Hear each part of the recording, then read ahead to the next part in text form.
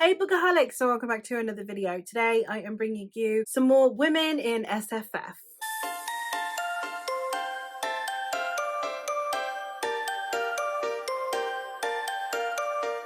I have been making these videos just talking about women writing in sci-fi and fantasy, and today we're going to be talking about gentle fantasy. I don't want to say cozy fantasy because I think that cozy fantasy now has that reputation of being very low stakes. Like, these aren't necessarily low stakes, just that tonally and atmosphere is a lot more gentle than you would get in like epic fantasy or obviously in dark fantasy. So I've gone with gentle as the descriptor instead of cozy, just because while they would, I think, for a lot of us still count as cozy, those of us who like maybe look at Lord of the Rings as being quite cozy, I think cozy has lately been associated more with the Legends and Lattes of the world, which is fine, but I don't think that these are for that, if that makes sense. So anyway, let's get into the books. I have 5 to talk about. The first one I'm going to talk about is The Keeper Chronicles by J.A. Andrews. This is a trilogy that has a almost D&D vibe to it, and in it we are, in the first one,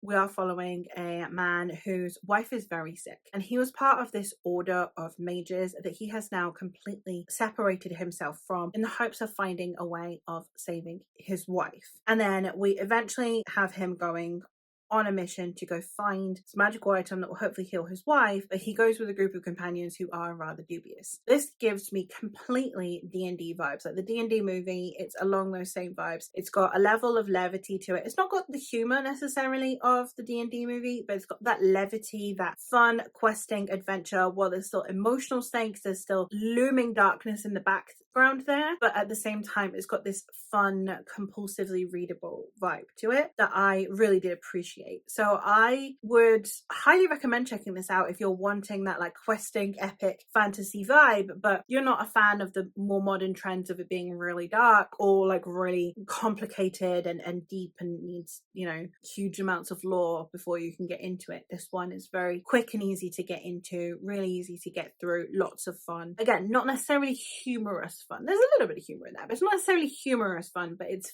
fun to read. It's a light and it's nice on the brain, you know. One that I would go more in like the whimsical fantasy sphere, but also epic at the same time, is the Bitter Mind trilogy by Cecilia Dark Thornton. Another series that I really don't talk about enough. This is why I'm doing this series, really, just so I can talk about more women. And this is a series, the first one being The Ill-Made Mute, in which we are following a servant who is horrifically scarred and also a mute. When they stow away onto a skyship so that they can leave this tower that they live in, they then befriend the captain, and the captain has decided that he's going to do everything he can to help this servant regain their voice and their identity. I love this. Like, it's got so many like folk tales woven in. You've definitely got like a swan princess element, I think, in the second book. You've got kind of magical, whimsical princess bride element to it as well. Like, you've got all of this epic fantasy but done in that classic way, and I think it was done absolutely beautifully. I found that this one, some of them, the descriptions are very long-winded in these. There's a lot of just a tree's a tree, for goodness sake, but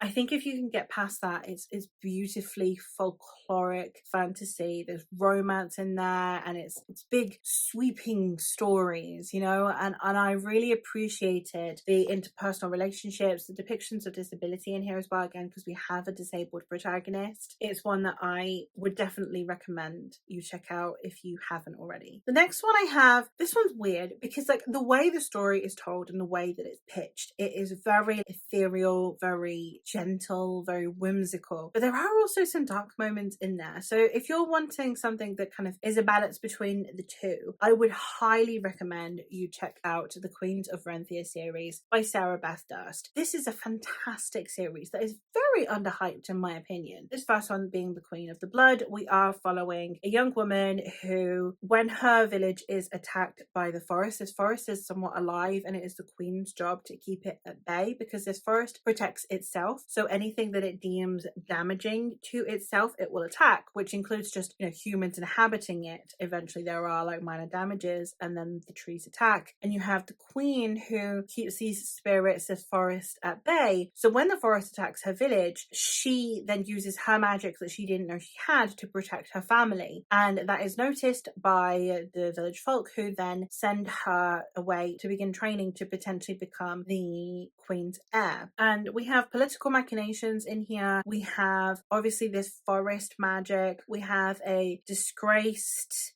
kingsman. We have this friendship element going on here as well, and we have a matriarchy. And I love the way the sequels go on as well, the way we're following like new women in each one. And I just think that it's such a well handled series, and it's so beautiful and very underhyped, and I would highly recommend it. The next one I'm going to talk about, we're going back into that D&D vibe that I was talking about earlier, in the sense that it's not necessarily everything is light and everything is fun, but there is a tonal levity to it, and that is the Copper Cat series by Jen Williams. Now, what's interesting about Copper Cat is that the books are told almost in like a series of novellas. So each book has, I think, 4 parts, if I'm not mistaken, and each part feels like a self-contained story, but they are following these same characters. So the same way as like Critical Role, where there will be kind of like a monster of the week vibe to certain episodes, it's kind of like that. You're following this group of people, but like sometimes one will be separated for some reason, and sometimes a new character will come in, but we're following like this core group of people as they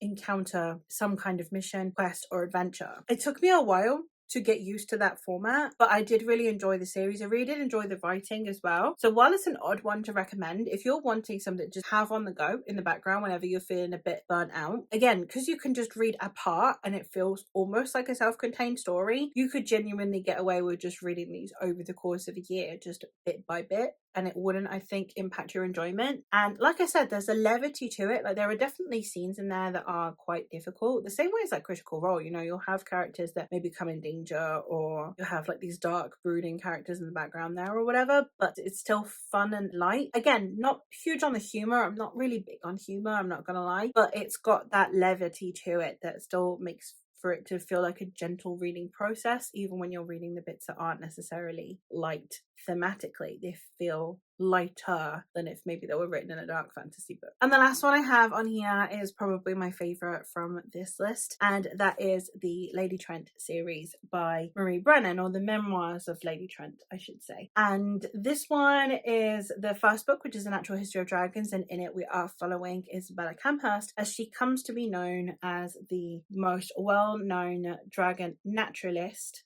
Lady Trent. So basically we are following her. This first book is when she is a young woman. This is stylized as her memoirs, where she is now one of the most well-known dragon naturalists in the world, and it's how she came to be, how a woman in this time period, it's a pseudo Regency, early Victorian, maybe Edwardian setting, and it's how she basically goes from being upper class noblewoman into this well-known researcher. And it's all the dragons that she discovers. She travels around the world in these books, and I absolutely love this series. I love Isabella so much. She's one of my favorite characters of all time, and the setting and the tone, and it's gentle even when it's tackling hard themes. It's talking about sexism, especially within academia, classism, elitism, and then as we go further along we tackle things like gender and gender norms. We tackle interculturality, colonialism, so many things throughout this series. It's such a conversation inspiring series, and at no